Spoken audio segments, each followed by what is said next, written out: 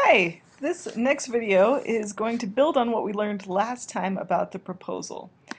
This time in this video we're going to be talking about Toulmin, and hopefully you've already noticed that you've heard about Toulmin in the text in several places. In the chapters we've read, there are several diagrams. There are also a lot of vocabulary words that are specific to Toulmin that I'm sure that you've noticed and read. Claim, reason, grounds, warrant, backing, rebuttals. These diagrams within your textbook are all examples of Toulmin analysis. So you have the enthymeme, which is basically just a claim and the reason that supports it. And then there's the grounds. The grounds support this specific reason and claim. The warrant is the underlying assumption behind this claim, and the backing is what supports the warrant. And then over here we have conditions of rebuttal. What might the other side say about this claim and the grounds? What might the other side say about the warrant that underlies this claim? Now, Toulmin can seem a little confusing at first, and so I think it helps to look at a real-world example that you can kind of relate to. So, let's look at a claim about something that hopefully all of you can relate to. Let's say I wanted to make the claim that someone should attend Utah State University. And so I go on the website, I have my claim, I have my 3 reasons that underlie this claim, and we're going to look at each of those reasons specifically. So my first reason that people should attend Utah State is that it has a beautiful and safe campus. And my supporting data, or the grounds for that, is that Logan was recently listed as one of the U.S. safest cities, and it's rated number 2 on the list of best college towns. Also, just from personal experience, I know that USU's campus is clean and surrounded by natural beauty. Now, possible rebuttals for this might be that, sure, Logan is beautiful and safe, but it's really small. There's not any nightlife, and the closest big city is over an hour away. So that means if you're flying into Utah, you can't fly directly to Logan unless you have a private plane, but you'll have to fly into Salt Lake City. And so in some ways that could also make it kind of inconvenient. The warrant, my underlying assumption for my reason that it's a beautiful, safe campus, is that people would want to live in a place that is safe and beautiful.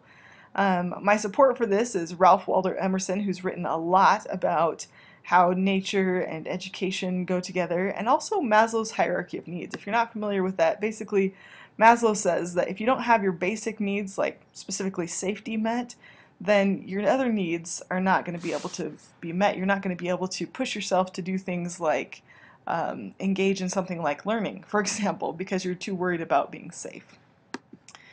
So I have that backing, but there's also the possibility of a rebuttal. For example, again, some college students have other values. Safety and beauty are important, but for some people, safety is related to being close to their home and family. For some people, having the excitement of a social life involving bars and clubs is important. Or being in a culturally diverse area might make them feel more safe, and unfortunately, Logan is not that diverse. So looking at these rebuttals and reasons, we also can move on to other reasons. Reason number 2 is that USU is a leader in academic research. So the grounds for that I found were that USU has one of the oldest traditions for undergraduate research. A fourth of all students participate in their own research projects. USU is a leader in research on cloning, viruses, innovative technology, and many other areas. This is great support for the university, but possible rebuttals might be that, sure, these research opportunities are great, but they're somewhat limited. Most of the funding goes to STEM, which is like science, mathematics kind of subjects, and online students, like you guys, don't have as many research opportunities as traditional college students. Looking here at the bottom, there's a warrant that underlies this whole claim, and that's that it's important for students to get real-world experience in research during college. I could point out that students who get research experience in college will be more successful in finding a job or in getting future career opportunities. But then I could also, on the other side, look at the point that research opportunities don't necessarily guarantee future job opportunities, and not all students will use a research model in their careers. There's some careers where, honestly, the research model isn't that applicable or helpful. So I've looked at that reason closely. Now let's look at my final reason that people should attend Utah State. My reason number 3 is that Utah State has many resources to meet student needs. For example, there's a lot of online classes and flex courses, as well as the traditional face-to-face classes. USU campus has exercise facilities, student housing, and meal plan options. There's a citywide system of free bus transportation in Logan. So there's lots of these great resources. Possible rebuttal for that might be there are some resources like on-campus parking that do not meet the current needs of the student population. So there are some resources that are great, but there are still some that are missing. The underlying warrant for all of this is that college students need and want housing, transportation, and schedule options. The backing for that is that most students and parents who come to campus to visit would ask about these kind of resources. Now this warrant in particular is a little bit potentially problematic because it kind of is making some assumptions about the audience that I'm writing to. For example, if I was writing to, your traditional high school senior who's just graduating from high school and ready to go to college, probably this warrant would definitely make sense, and I'm thinking about the possibility of their parents being involved. But what if you're a non-traditional student? And that's where the rebuttal comes in.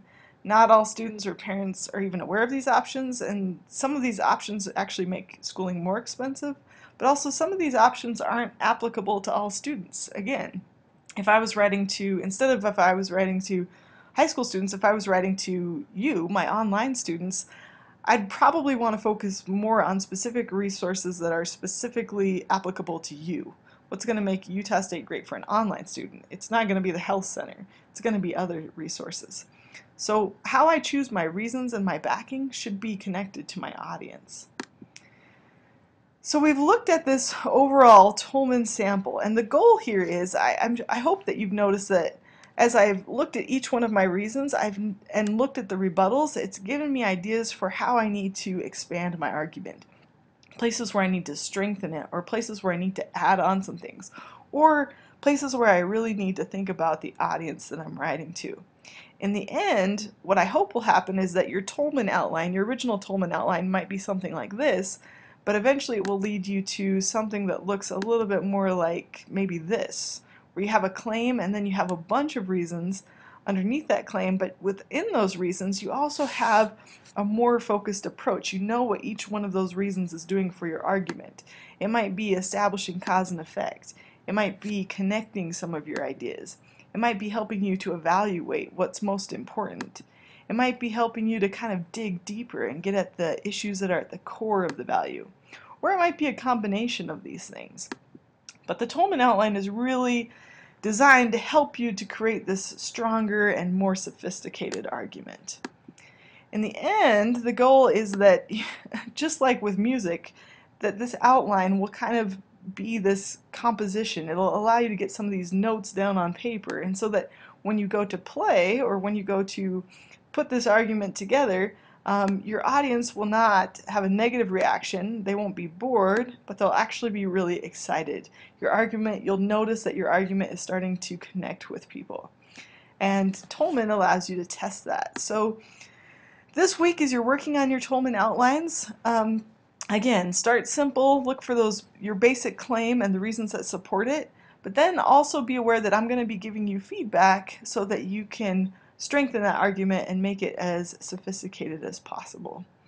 If you have any questions, as always, contact me. Use your Writing Center tutor for help, and don't forget about those librarians. They can be very helpful too. Thank you for listening.